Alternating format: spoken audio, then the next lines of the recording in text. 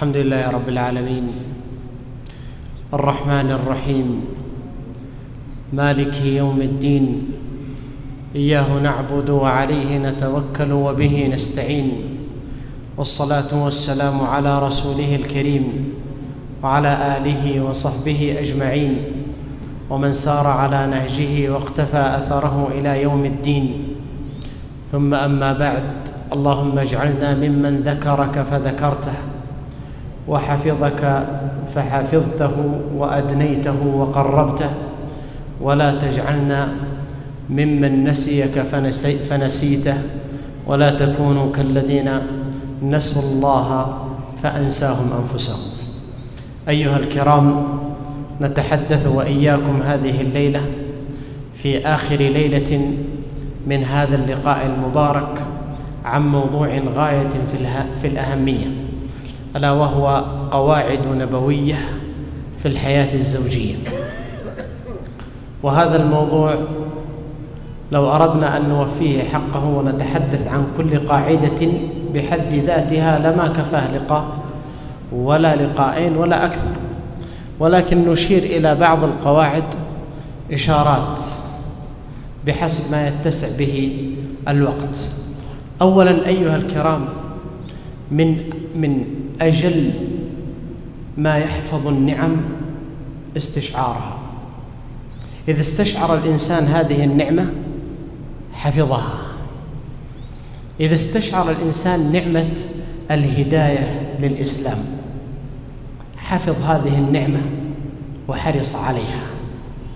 إذا استشعر الإنسان نعمة القرآن، أن جعله الله من أهل القرآن، حفظ القرآن وحرص عليه وعمل به. إذا استشعر الإنسان نعمة الصحة والعافية حرص على الصحة والعافية، تجده لا يأكل هذا ولا يشرب هذا وهذا يضر، هذا يفعل كذا وهذا، لأن يستشعر نعمة الصحة والعافية. إذا استشعر الإنسان نعمة الأسرة حرص عليها وحفظها، حتى ولو كدرها شيء، حتى ولو تنازل عن بعض الأشياء حفظا للأصل تجده يحرص عليه، لأنه يستشعر هذه النعمة العظيمة التي حرمها كثير من الناس. لذلك كانت الأسرة من أعظم نعم الله تبارك وتعالى وآياته، أن جعل هذه الأسرة هي المأوى والسكن الذي هيأه للإنسان، سواء كان هذا الإنسان ذكرا أو أنثى، يستقر فيه ويسكن إليه ويسلو فؤاده ويهدأ خاطره. لذلك قال الله: ومن آياته، عدها آية من آياته، قال: ومن آياته أن خلق لكم من أنفسكم أزواجا لتسكنوا إليها وجعل بينكم مودة ورحمة إن في ذلك لآيات لقوم يتفكرون. تأملوا في قوله ليسكن إليها، ولم يقل ليسكن معها، مما يؤكد معنى الاستقرار في السلوك والهدوء إلى هذه الأسرة والشعور بالراحة والطمأنينة والسكن. تأملوا أيها الكرام، النبي عليه الصلاة والسلام لما نزل عليه الوحي في غار حراء خرج عليه الصلاة والسلام خائف يرجف. أين ذهب؟ ذهب إلى خديجة رضي الله عنها التي آوته وهدأت من روعه، وجد إليها السكن رضي الله عنها فأتى إليها. لذلك من فطرة الإنسان أنه يحتاج إلى السكن والطمأنينة والراحة والاستقرار. ومن أعظم النعم للإنسان هي الأسرة هذه التي يسكن إليها ويهدأ خاطره فيها. لذلك ينبغي للإنسان أن يستشعر هذه النعمة، فإذا استشعر هذه النعمة حفظها من كل ما يكدرها، حتى ولو مر بعض الصوارف التي تكدر الخاطر. نعم، هذه صوارف تمر، لكن الأصل يبقى محفوظ مثل الدين أو الإسلام يمر على الإنسان شيء من المعاصي تكدره، لكن الأصل يبقى محفوظ. من أعظم القواعد أيها الكرام أيضا التي ينبغي للإنسان أن يستشعرها في الحفاظ على الحياة الزوجية، أولا المعاشرة بالمعروف. هناك أيها الأحباب أمور كثيرة يقوم عليها بناء الأسرة المسلمة وتتوطد عليها العلاقات الزوجية وتبتعد عنها رياح التفكك والانفصام والانقسام وذهاب الأسرة وتشتتها وتشتت الأبناء. أولها بعد استشعار نعمة الأسرة المعاشرة بالمعروف. لذلك قال الله تبارك وتعالى: وعاشروهن بالمعروف فإن كرهتموهن فعسى أن تكرهوا شيئا ويجعل الله فيه خيرا كثيرا. يستشعر الإنسان ما له وما عليه من الحقوق والواجبات. لما جاءت فاطمة بنت قيس إلى النبي عليه الصلاة والسلام قالت: يا رسول الله، خطبني معاوية وأبو جهل. قال النبي عليه الصلاة والسلام: أما معاوية فصعلوك لا مال له، وأما أبو جهم فلا يضع العصا عن عاتق، ولكن أنكحي أسامة. تقول: كرهت. قال: أنكحي أسامة. تقول: فنكحته فجعل الله فيه خيرا كثيرا. إذن الإنسان إذا عاشر بالمعروف حتى ولو كره شيئا لأجل الأصل جعل الله له في هذا الأصل خيرا كثيرا. قد يكون الطرف الآخر في هذه الحياة أيها الكرام في بداية الأمر لا يستشعر، لكن إذا رأت مثلا من الزوج الصبر على الشيء الذي يكره حفاظا على بقاء هذه الأسرة واستقرارها وحفاظا على المودة والمحبة التي بينهما، فإنها قد تستشعر هذا الأمر مع الأيام، ثم يكون هذا جميل يحفظ، تستشعره مع الأيام. فأولا ينبغي له أن يعاشر بالمعروف، والمعاشرة بالمعروف أن يستشعر ما له وما عليه كل طرف من الحقوق والواجبات. ويستشعر الإنسان أن نشدان الكمال في البيت وفي أهل البيت أمر متعذر، لا يمكن أن يحصل الكمال في الحياة كلها، ومن ذلك فيما بين الزوج والزوجة. فلا يمكن للإنسان أن يجد في الطرف الآخر كل الصفات التي يبحث عنها، لا يمكن، لكن يجد بعض الصفات التي يرضاها وبعض الصفات التي يغض الطرف عنها.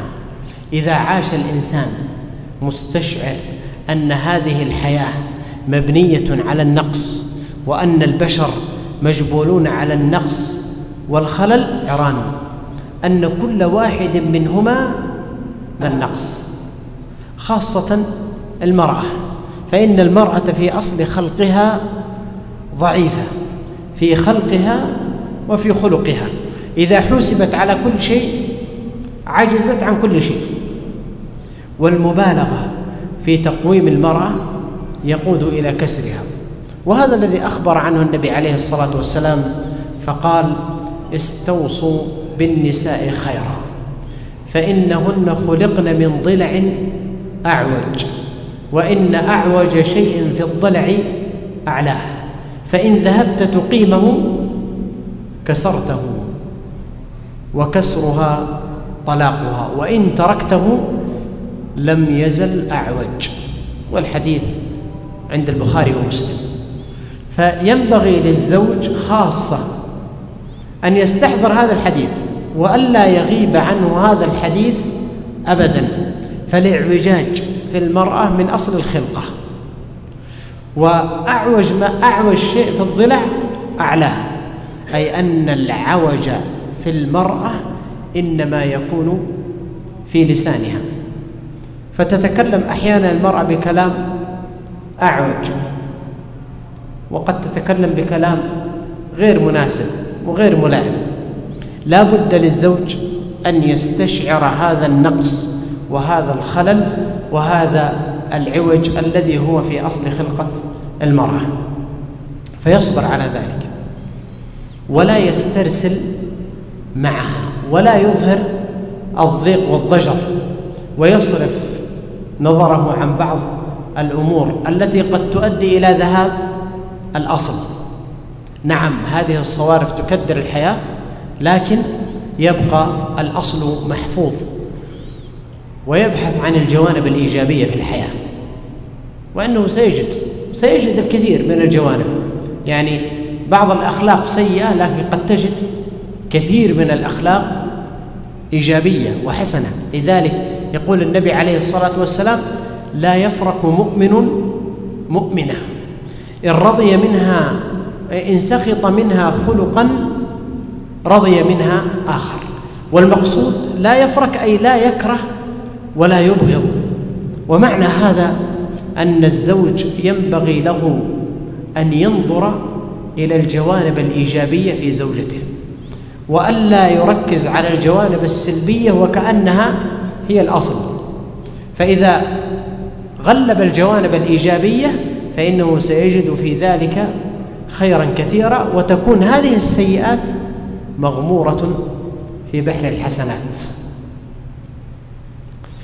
لكن لو ركز الإنسان على العيوب وعلى السلبيات فإن التركيز على العيوب والسلبيات سيذهب بأصل الحياة الزوجية، وسيهدم هذه الحياة، وسيؤدي إلى الشحناء والبغضاء.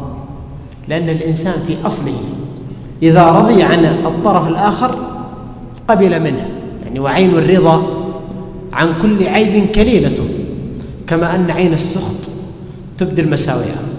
يعني إذا رضي الإنسان على الطرف الآخر حتى الجوانب السلبية يتقبلها، بل قد يعدها أحيانا جوانب إيجابية، لكنه إذا ركز على الجوانب السلبية حتى سخط وكره تجده حتى الجوانب الإيجابية أحيانا يفسرها على غير وجهها، لأنه قد كره هذا الطرف. لذلك ينبغي للإنسان في أول حياته وفي حياته عموما وفي الحياة الزوجية وغيرها أن يغلب دائما الجوانب الإيجابية. فإذا مر على الإنسان ما يكدر خاطره ينظر إلى ما أنعم الله به عليه من النعم العظيمة الكثيرة التي قد يغفل عنها. مر على الإنسان شيء لا يحبه ينظر إلى الجوانب الكثيرة التي يحبها هذا الإنسان في هذه الحياة. فإذا رأى الزوج بعض ما يكره فليصبر، لأنه لا يدري أين أسباب الخير ولا يدري أين موارد الإصلاح. لذلك قال الله تبارك وتعالى: قال: وعاشروهن بالمعروف فإن كرهتموهن فعسى أن تكرهوا شيئا ويجعل الله فيه خيرا كثيرا. فكيف تكون الراحة، السكن، المودة، إذا كان كل طرف يركز على الجوانب السلبية ويغفل عن الجوانب الإيجابية في الحياة؟ يركز مثلا على جانب واحد سلبي ويترك مثلا 10 جوانب إيجابية، حتى هذه الجوانب الإيجابية لن يراها. لماذا؟ لأنه قد كره وقد بغض، وأصبح هدفه البحث عن الجوانب السلبية. أيضا الجوانب السلبية والتركيز عليها في الحياة يقود إلى تفسير وشك وسوء ظن. تجد حتى الجوانب الإيجابية يفسرها على غير وجهها، ويبدأ في الشك وفي سوء الظن، ويبدأ في تأويل الكلام. وقد قال الله تبارك وتعالى: ولا تضاروهن لتضيقوا عليهن. لأن سوء الظن يؤدي إلى تنغيص العيش وقلق البال، وأحيانا قد يكون سوء الظن المبني على سوء العشرة والتركيز على الجوانب السلبية مقلق للبال وغير مستند على دليل. ما في أي دليل يدل على هذا الأمر إلا البغض وسوء الظن والتفسير على غير وجهه، وسبب هذا هو سوء العشرة. أيضا ينبغي للإنسان من القواعد المهمة التي يستشعرها الإنسان في هذا الأمر أن بيت النبوة هو من أعظم البيوت، ومع هذا لم يخلو بيت النبي صلى الله عليه وسلم من الخلاف الأسري. النبي عليه الصلاة والسلام فيه الأسوة وفيه القدوة. لقد كان لكم في رسول الله أسوة حسنة. فالنبي عليه الصلاة والسلام هو خير البشر، وأزواجه هن خير النساء، قال الله: وأزواجه أمهات المؤمنين. ومع ذا بيت النبي عليه الصلاة والسلام لم يخلو من المنغصات ولم يخلو من الخلاف في الحياة الزوجية. النبي عليه الصلاة والسلام مما مر معه في حياته الزوجية أن نساءه كن اجتمعن عليه الصلاة والسلام يسألنه ضيق العيش، والنبي عليه الصلاة والسلام ما كان عنده شيء، بل كان السائل يأتيه عليه الصلاة والسلام فيدخل ويخرج في بيته حتى إنه لا يكاد يجد التمرة، وهو رسول الله صلى الله عليه وسلم.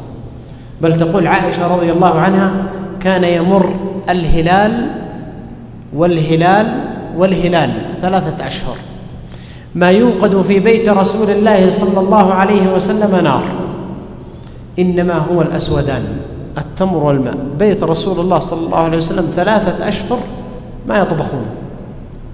اليوم كم توقد النار في بيوتنا؟ كم توقد؟ 10-20 مرة أحيانا، كل مرة يشغلون النار، وهذا من نعم الله علينا. اجتمعنا نساء النبي عليه الصلاة والسلام عليه يشكين إليه ما يجدنه من ضيق العيش، فغضب عليه الصلاة والسلام من ذلك غضبا شديد لما أكثرن عليه وعلت الأصوات. غضب غضبا شديدا وأقسم بالله ألا يدخل عليهن شهرا كاملا، حتى أشيع بين الصحابة أن النبي عليه الصلاة والسلام طلق نساءه. فجاء عمر بن الخطاب رضي الله عنه فزعا وسأل أمهات المؤمنين: أطلق النبي صلى الله عليه وسلم؟ وكنا يبكين فقلنا: لا ندري. وكان عليه الصلاة والسلام قد اغتم وضاق صدره، وجلس في مشربة، يعني في مكان منزوي لوحده يأتيه الطعام والشراب. فجاء عمر إلى النبي صلى الله عليه وسلم وسأله: أطلقت نساءك يا رسول الله؟ فقال: لا، وإنما حلف عليه الصلاة والسلام ألا يدخل عليهن شهرا كاملا. فلما مضى شهر دخل على أزواجه عليه الصلاة والسلام، وكان أول من دخل عليها عائشة رضي الله عنها. فكانت عائشة تقول: كنت أعد الأيام، لما قال شهر تعدها واحدا واحدا، يعني استثقلتها، كثرت عليها رضي الله عنها. فلما رأته بعد 29 يوما دخل عليها عليه الصلاة والسلام، فقالت: يا رسول الله بقي يوم واحد، لأنها تعد. فقال عليه الصلاة والسلام: الشهر 29 يوما، يعني هذا الشهر لم يكتمل وإنما هو 29 يوما. فلما دخل عليها قال: يا عائشة إني ذاكر لك أمرا فلا تستعجلي حتى تستشيري. ثم قال لعائشة: تلا عليها: يا نساء النبي إن كنتن تردن الحياة الدنيا وزينتها فتعالين أمتعكن وأسرحكن سراحا جميلا، وإن كنتن تردن الله ورسوله والدار الآخرة فإن الله أعد للمحسنات منكن أجرا عظيما. قال: استشيري أهلك واختاري. فقالت عائشة رضي الله عنها: يا رسول الله أفيك أستشير أبوي؟ والله إني أريد الله ورسوله والدار الآخرة. ثم ذهب إلى بقية نسائه عليه الصلاة والسلام واحدة واحدة وخيرهن، فاخترن كلهن الله ورسوله والدار الآخرة، رضي الله عنهن وأرضاهن. النبي عليه الصلاة والسلام هو أحسن الناس خلقا وخلقا، وأزواجه هن خير النساء، ومع ذلك حصل الكدر وحصلت المنغصات وحصل الخلاف وحصل الغضب من النبي عليه الصلاة والسلام في بيته، حتى مكث شهرا عليه الصلاة والسلام، بل وخير نساء، يعني إذا كنت تريدين الدنيا فاذهبي، وقال: استشيري. إذا استشعر الإنسان هذا المعنى، أن هذا الخلاف حصل في بيت النبي عليه الصلاة والسلام، ومكث النبي شهرا لا يكلم نساءه ولا يدخل عليهن، ويستشعر الإنسان أيضا ضيق العيش الذي عند النبي عليه الصلاة والسلام، يعلم أن هذه الحياة مبنية على الكدر، وأن هذه الحياة الزوجية هي جزء من هذه الحياة. يعني قد يمر عليك في اليوم الصباح الخاطر مكدر، لكن في الليل مرتاح ومبسوط، والعكس، وهكذا قد يمر يوم في راحة بال وفي اليوم الثاني في كدر. فهذه الحياة ينبغي للإنسان أن يستشعر هذا الأمر. إذا عاش الإنسان بهذا المعنى ارتاح باله، وأخذ هذه القاعدة: الخلاف في بيت النبي عليه الصلاة والسلام، والكدر والمنغصات حصلت في بيت النبي صلى الله عليه وسلم. أيضا من القواعد المهمة التي ينبغي أن يستشعرها الإنسان التغافل. التغافل من أعظم أسباب السعادة في الحياة، وخاصة الحياة الزوجية. واقع الحياة البشرية وطبيعة البشر وعيش كل واحد من الزوجين قريب من الآخر، في المأكل، المشرب، الجلوس، المضجع، لا بد أن يحصل شيء من الخلاف بين الزوجين. اختلاف في وجهة نظر، قد يتطور هذا الاختلاف فيقع إلى خلاف أشد. وحتى يتأمل الإنسان حصول هذا الخلاف، وأن كل إنسان له طبيعة تفكير تختلف عن الآخر، ينظر الإنسان في حاله هو، تفكيره لما كان عمره 20 سنة مثل تفكيره لما صار عمره 30 سنة؟ لا يختلف، بل قد تجدها أحيانا يعني يلوم نفسه على بعض الأمور التي كان يفعلها وهي مباحة، يلوم نفسه في بعض الأمور التي كان يفعلها وعمره 20 سنة، ثم إذا أصبح عمره 40 وهكذا. فكيف إذا كان هناك شخص آخر يختلف في التكوين والطبيعة والضعف، طريقة التفكير والبيئة التي عاش فيها والتربية التي نشأ عليها؟ لا شك أنه سيكون هناك اختلاف في وجهة النظر، قد يتطور هذا الخلاف في وجهة النظر إلى أن يكون اختلاف أشد. ينبغي للإنسان أن يستشعر هذا المعنى. الخلاف في وجهة النظر حاصل، وقد حصل في بيت النبوة.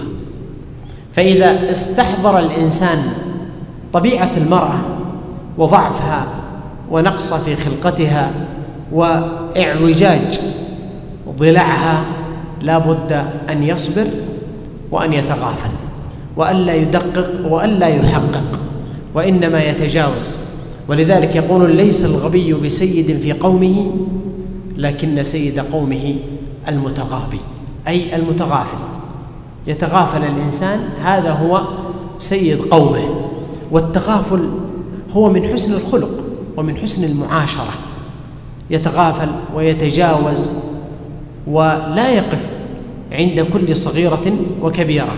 الإمام أحمد رحمه الله لما سئل قيل إن فلانا يقول 9 أعشار العافية في التغافل، قال أخطأ، بل كل العافية في التغافل. العافية كلها في التغافل. إذا عاش الإنسان متغافلا ارتاح باله. لا بد لكل واحد من الزوجين وخاصة الزوج أن يستشعر هذا المعنى وأن يعيش بهذا المبدأ في الحياة. وهذا كان في بيت النبي عليه الصلاة والسلام، يعني ما يدقق النبي عليه الصلاة والسلام على كل صغيرة وكبيرة. لما بعثت إحدى نساء النبي عليه الصلاة والسلام بصحفة فيها طعام والصحابة عند النبي عليه الصلاة والسلام، غارت عائشة رضي الله عنها فضربت الصحفة فكسرتها وما فيها من الطعام. هل دقق النبي عليه الصلاة والسلام وحقق وحكم؟ لا، بل كان يتبسم عليه الصلاة والسلام ويقول غارت أمكم غارت أمكم، ويجمع الطعام ويعيده. ثم بعث إلى زوجته الأخرى بصحفة وقال طعام بطعام وإناء بإناء. هنا انتهت المشكلة، خلاص. النبي عليه الصلاة والسلام قضى فيها بالعدل وعوضها بإناء وعوضها بطعام، وقرر مسألة مهمة. أولا التغافل، الأمر الثاني الغيرة. قرر عليه الصلاة والسلام هذا المبدأ، أن الغيرة في المرأة أصل، فقال غارت أمكم. لذلك عائشة أم المؤمنين غارت، إذن كل النساء كذلك. أيضا من المبادئ المهمة في الحياة الزوجية التي ينبغي لكل واحد من الزوجين أن يستشعرها هو عواقب التدخل في الحياة الزوجية من الأطراف الخارجية. هذا مما يهدم الحياة الزوجية. لماذا؟ لأن الحياة الزوجية مبنية على السرية، هذا الأصل في الحياة الزوجية. قال الله وإن عزموا الطلاق قال فإن فاءوا، يعني رجعوا، فإن الله غفور رحيم، يعني قد حصل المسامحة فيما بينهم.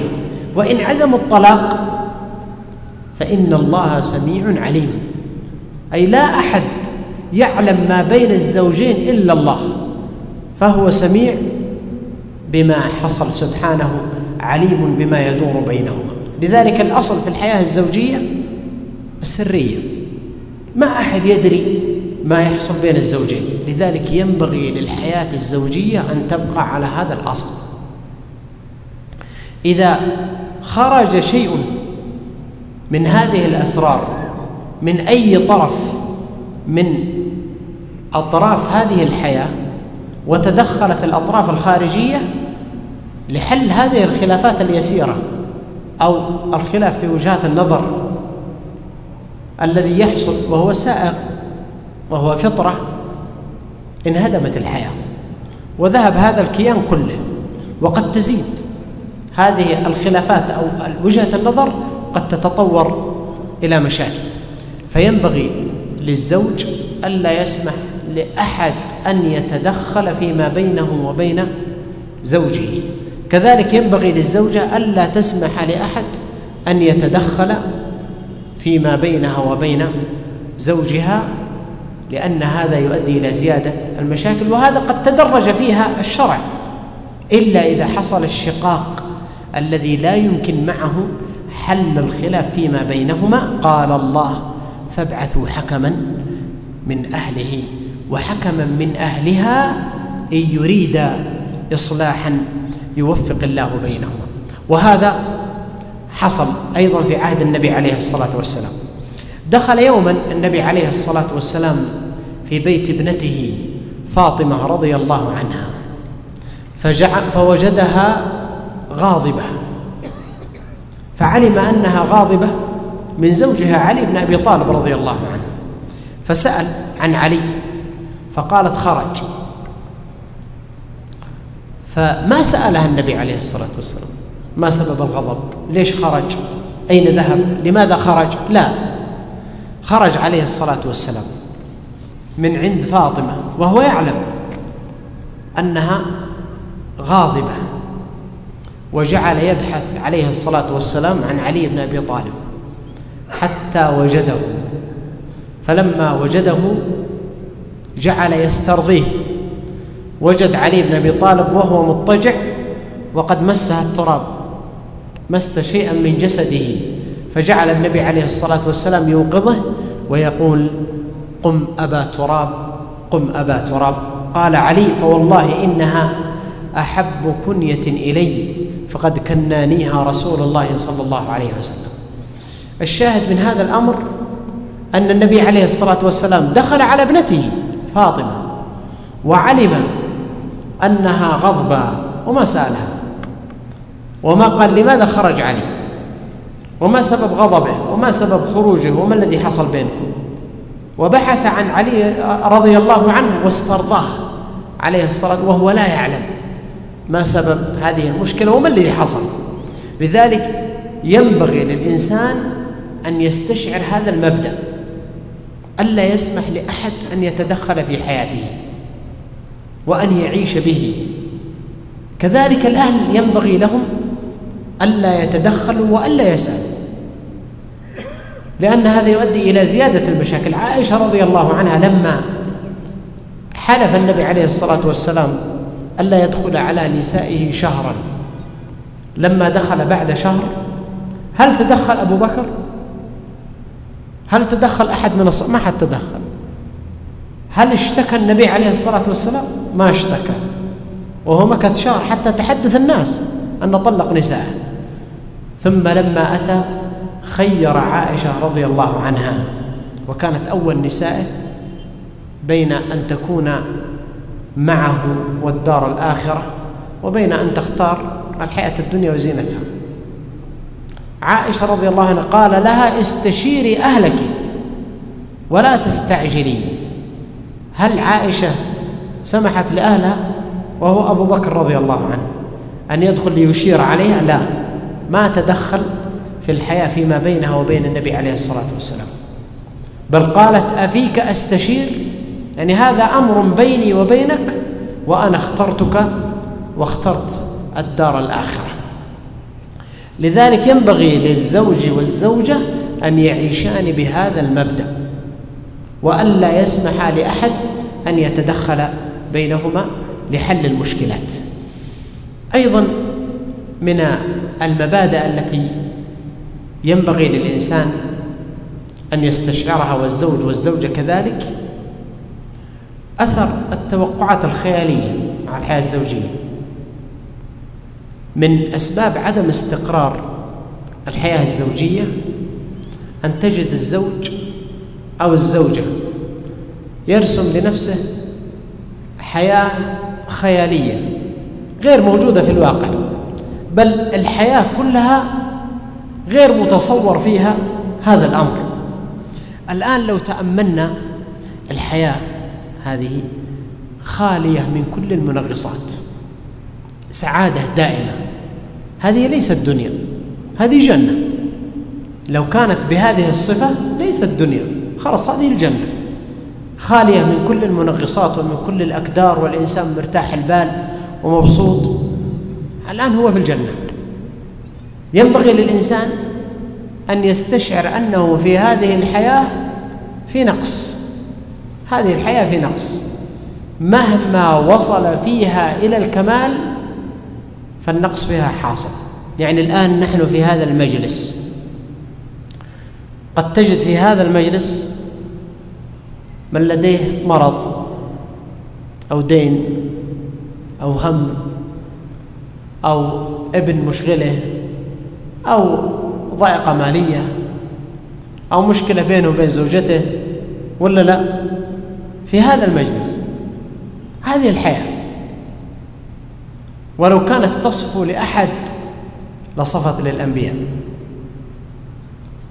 نوح عليه السلام كان ابنه كافر، يا بني اركب معنا ولا تكن مع الكافرين، ثم قال ربي إن ابني من أهلي وإن وعدك الحق وأنت أحكم الحاكمين، قال الله إنه ليس من أهلك.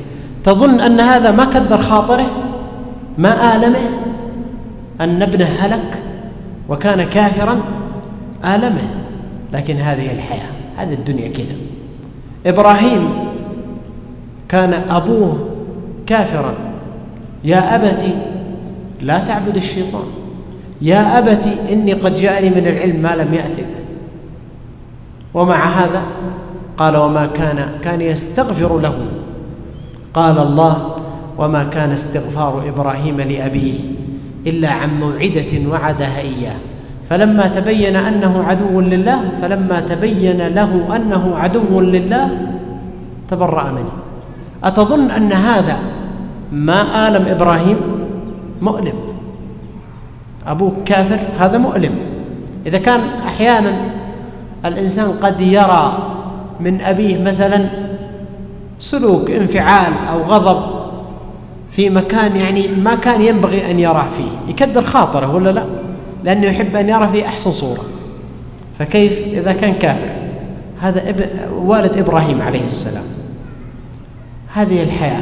النبي عليه الصلاة والسلام عمه أبو طالب كان يحوطه ويرعاه، وما تجرأ عليه كفار قريش إلا بعد أن مات. كان يقول يا عم قل لا إله إلا الله كلمة أحاج لك بها عند الله. مات أبو طالب ولم يقل ذلك. العام كله سماها النبي عليه الصلاة والسلام عام الحزن. تجرأ عليه كفار قريش، يعني لم يكونوا يتجرؤوا عليه من قبل كما فعلوا بعد موت أبي طالب. حتى قال ابن عباس رضي الله عنه قال ما فعلت لعمك، ليش اللي سويته؟ فإنه كان يحوطك ويرعاك. ما تجرؤوا، حتى أنهم قالوا أسلم إلينا محمد ونعطيك أحسن فتيان قريش. قال بئس ما فعلتم، أدفع إليكم ابني لتقتلوه وآخذ ابنكم لأقوم به، أربي ولدكم وأعطيكم ولدي؟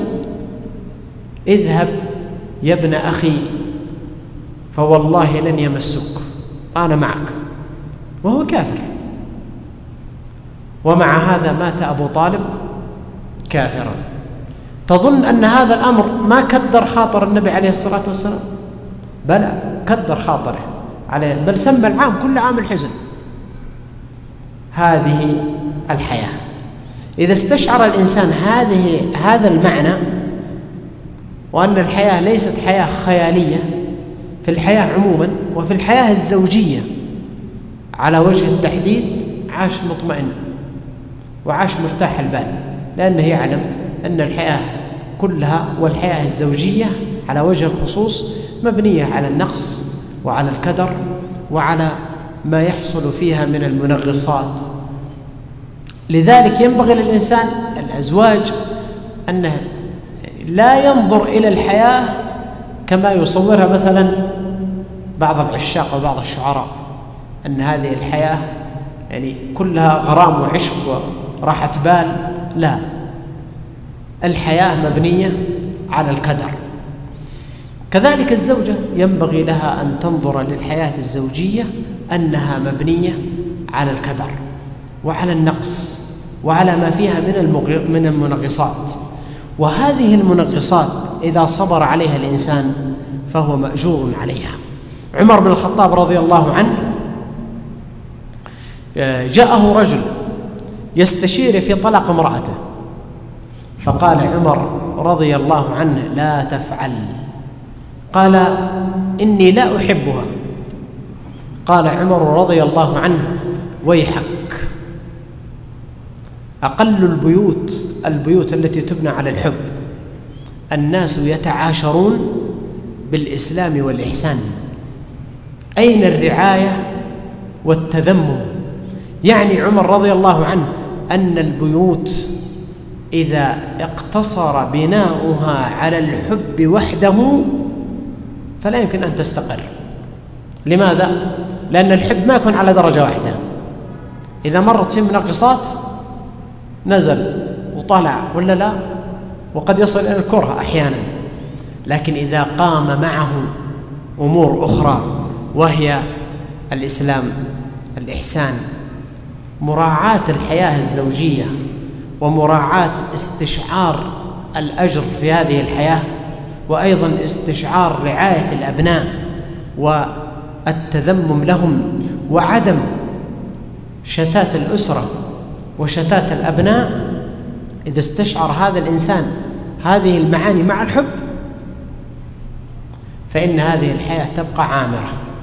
لأن الحب لو حصل فيه ما ينغصه بقيت الأمور الأخرى التي ترعى هذه الحياة، فإن جاء معه الحب اكتملت هذه الحياة في مجملها، وإن كانت ليس على كل حال.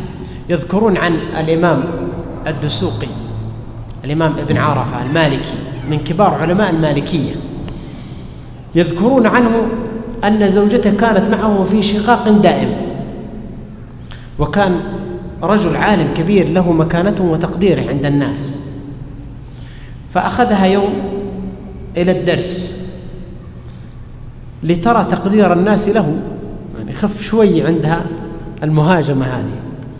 فكان النساء يجلسون في آخر المسجد يحضرون الدرس، فجلس، فلما انتهى من درسه قام الناس إليه يقبلون رأسه ويقدرونه ويستفتونه. فلما عاد إلى بيته سألها، قال: رأيت الذي حصل؟ قالت: نعم. قال: ما الذي رأيت؟ قالت: رأيتك تصيح كالديك والناس ينظرون إليك. ما طلقا. فلما سألوه قال: ذهب الحب وبقيت المودة والرحمة. شوف هذا الفقه، يعني الحياة ليست كما قال عمر بن الخطاب رضي الله عنه، قال: أقل البيوت التي تبنى على الحب وحده، لأن الحب قد يذهب، قد يحصل فيه ما ينغصه، قد يصل إلى درجة أحيانا الكره أو الشك أو شيء من هذا. لكن إذا احتف به شيء آخر من المعاني وهي الإسلام، الإحسان، الرعاية، التذمم، فإن الحياة تبقى، ويبقى استشعار هذه المعاني العظيمة. أيضا من القواعد التي ينبغي لكل واحد من الزوجين أن يراعيها في الحياة الزوجية: المرأة راعية في بيتها ومسؤولة عن رعيتها، والرجل راع في أهل بيته ومسؤول عن رعيته. حسن العشرة مطلوب، والصبر والتغافل وما ذكرناه من هذه المعاني مطلوب، وهو مهم جدا ومن القواعد المهمة في الحياة. لكن هذا لا يصل إلى درجة الضعف عند الزوج وعند الزوجة. ينبغي للرجل ألا يصل إلى درجة الضعف أمام أهل بيته ومن هم تحت رعايته، لأن بعض الناس قد يظن أن الصبر والتغافل وديمومة الحياة أن يصل إلى درجة الضعف، يكون ضعيفا، تجدهم يفعلون ما يشاءون ويتركهم. قد يصل أحيانا يقول: والله أنا تعبت، بكيف يسوون اللي يعجبهم. لا، أين القوامة التي أمر الشرع بها؟ بعض الناس يصل إلى هذه المرحلة. هذا ليس تغافل وليس صبر وليس تجاوز لبقاء هذه الحياة، وإنما هذا ضعف وضياع لهذه القوامة الشرعية التي أمر الله تبارك وتعالى بها. قد يرى الرجل أحيانا من أهل بيته بعض الأمور المحرمة، قد يرى أحيانا بعض السلوكيات، قد يرى الخروج مثلا بالطيب والتبرج وبعض هذه الأمور، يراها ويسكت. إما أن يكون يعني فهم لمعنى التغافل والصبر على غير وجهه، وإما أن يكون ضعف فيه وهو آثم بهذا الأمر. لماذا؟ لأن هذا ضياع للقوامة الشرعية التي أمر الله بها، لأن القوامة في أصلها هي تكليف، مثل الإدارة. الآن الإدارة لها تبعاتها ولا لا؟ لأنها تكليف. كذلك القوامة لها تبعاتها أحيانا أنك قد تصادم هذا الشخص اللي أمامك،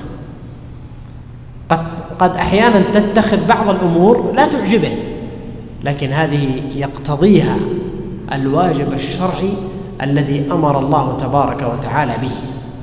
أيضا ينبغي للمرأة أن تكون راعية في بيت زوجها ومسؤولة عن رعيتها.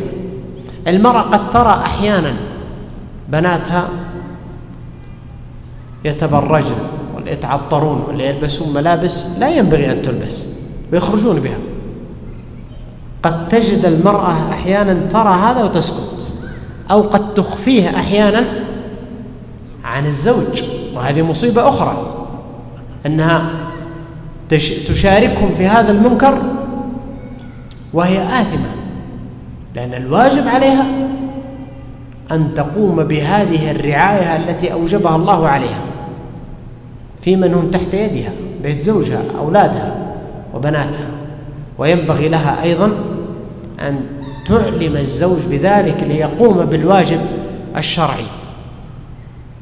وتأملوا يعني عند ضياع القوامة كيف يصبح الأمر، وكيف أحيانا قد تكون المرأة يعني عندها شيء من الضعف مثلا في الدين، فلما يحصل ضعف من الرجل في هذه القوامة قد يتطور هذا المرء، وقد أخبر الله تبارك وتعالى بذلك. امرأة العزيز لما علمت بضعف زوجها راودت يوسف عليه السلام عن نفسه، ثم لما علم زوجها العزيز بذلك وبدا له الآيات والبراهين الواضحة على أنها هي التي راودت يوسف في بيته وعزمت على خيانته، ما الذي قاله؟ إيش موقف العزيز تجاه يوسف وتجاه زوجته؟ قال يوسف أعرض عن هذا، يعني لا تتحدث به ولا تذكره لأحد. وماذا قال لزوجته؟ قال واستغفري لذنبك إنك كنت من الخاطئين. هذا موقفه لما بدت له الآيات والبراهين على خيانته ومراودة يوسف، كان هذا موقفه وهذه ردة فعله.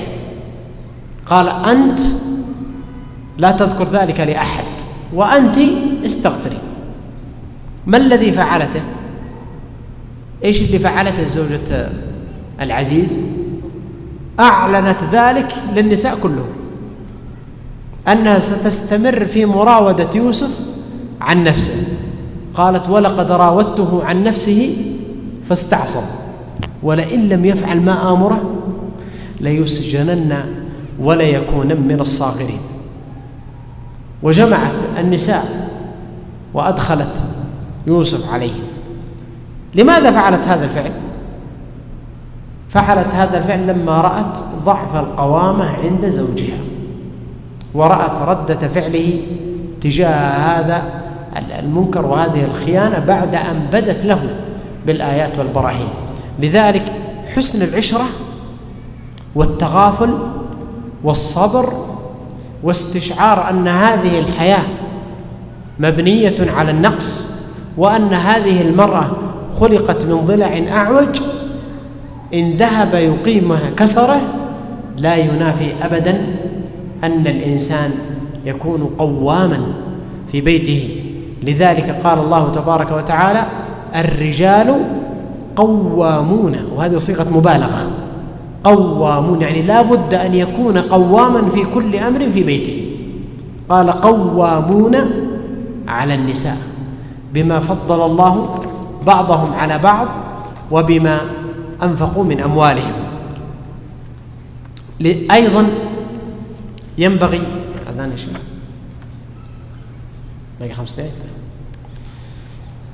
أيضا من القواعد التي ينبغي للإنسان أن يراعيها كما قلنا المحافظة على أسرار الزوجية في البيت. تكلمنا أن ألا يتدخل أحد من الزوجين لأي طرف بأن يتدخل فيما بينهما. أيضا من أسس المحافظة على العلاقة الزوجية مراعاة خصوصية الحياة وعدم إفشاء الأسرار. لذلك ينبغي ألا يذاع كل ما يدور بين الزوجين على الأهل والجيران والأصدقاء. قال النبي عليه الصلاة والسلام: إن من شر الناس عند الله منزلة يوم القيامة الرجل يفضي إلى امرأته وتفضي إليه ثم ينشر سرها. إذا الرجل أفشى الأسرار والمرأة أفشت الأسرار انهدمت الحياة، فضلا عن الإثم الذي يقع فيه الزوج أو الزوجة. وهذا المعنى يغيب عند بعض الناس سواء من الرجال أو النساء. قد يأتي بها أحيانا الرجل أو المرأة، يأتي بها على سبيل مثلا الفكاهة ولا المزاح ويكثر منها في المجالس، وهذا منهي عنه شرعا. قال: إن من شر الناس عند الله منزلة يوم القيامة الرجل يفضي إلى امرأته والمرأة تفضي إلى زوجها ثم يفشيان سرهما. بعضهم تجده يغيب عنها هذا المعنى سواء كان رجلا أو امرأة، فتجدها أحيانا يأتي بها في المجلس يعني على هيئة مزاح، يعني من الضحك والسوالف، فيقع في المحذور ويقع في الإثم من هذا الباب.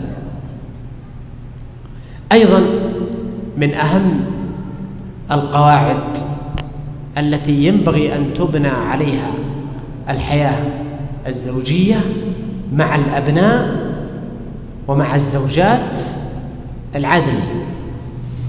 العدل هو أساس كل شيء، بل قامت السماوات والأرض على العدل. أن الله تبارك وتعالى يقول في الحديث القدسي: يا عبادي إني حرمت الظلم على نفسي وجعلته بينكم محرما فلا تظالموا. إذا حصل العدل تحقق صفاء النفوس وتآلف الأسرة وطابت النفوس. والعدل في أوله ينبغي أن يكون أولا بين الزوجات، وهذا من أعظم القواعد التي تبنى عليها الحياة. النبي عليه الصلاة والسلام لم يكن العدل في حقه واجبا. قال الله: ترجي من تشاء منهن وتؤوي إليك من تشاء ومن ابتغيت ممن عزلت فلا جناح عليك. ومع هذا كان النبي عليه الصلاة والسلام يعدل بين زوجاته، حتى في مرض موته عليه الصلاة والسلام كان يطوف على نسائه ويقول: أين أنا غدا؟ وكأنه يستعجل يوم عائشة، ففطن نسائه لذلك فتنازلنا بأيامهن لعائشة ليمرض في بيت عائشة، وهو رسول الله صلى الله عليه وسلم تحرى العدل حتى في مرض موته وهو غير واجب عليه. ومع هذا علم عليه الصلاة والسلام أن القاعدة التي تقوم عليها الحياة عموما والحياة الزوجية على وجه الخصوص هو العدل. أيضا العدل بين الأبناء، وهذه مسألة في غاية الأهمية. تجد بعض الآباء أحيانا يميل إلى أحد أبنائه، إما لأمر في هذا الابن قد تجده يعني يتلمس حاجة الأب أكثر أو الأم، أو قد تجد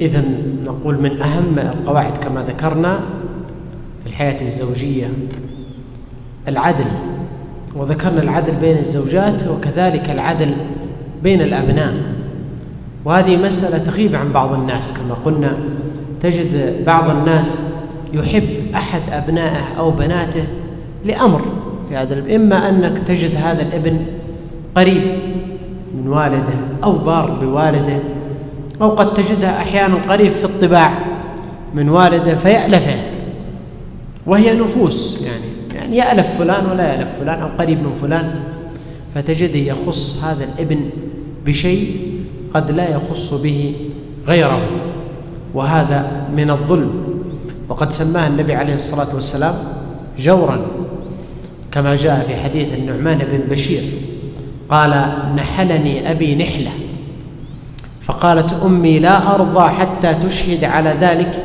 رسول الله صلى الله عليه وسلم. قالت: فانطلق بي حتى أتى بي رسول الله صلى الله عليه وسلم، فقال: يا رسول الله، إني نحلت ابني هذا نحلة وإني أشهدك على ذلك. فقال عليه الصلاة والسلام: أكل بنيك نحلتهم ذلك؟ قال: لا.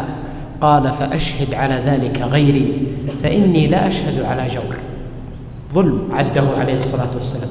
وجاء في بعض ألفاظ الحديث قال: أتحب أن يكونوا لك في البر سواء؟ قال: نعم. قال: فاتقوا الله وأعدلوا بين أولادكم. لذلك ينبغي للإنسان أن يعدل بين أولاده ويتحرى في ذلك، وهذا من أعظم القواعد التي تقوم عليها الحياة الزوجية. كم رأينا من الخلافات في الحياة الأسرية التي انتهت بالشقاق وبقطيعة الأرحام بين الأبناء وبين أبيهم أو أمهم، أو بين الأبناء فيما بينهم الإخوة، وسببه عدم العدل بين الأولاد.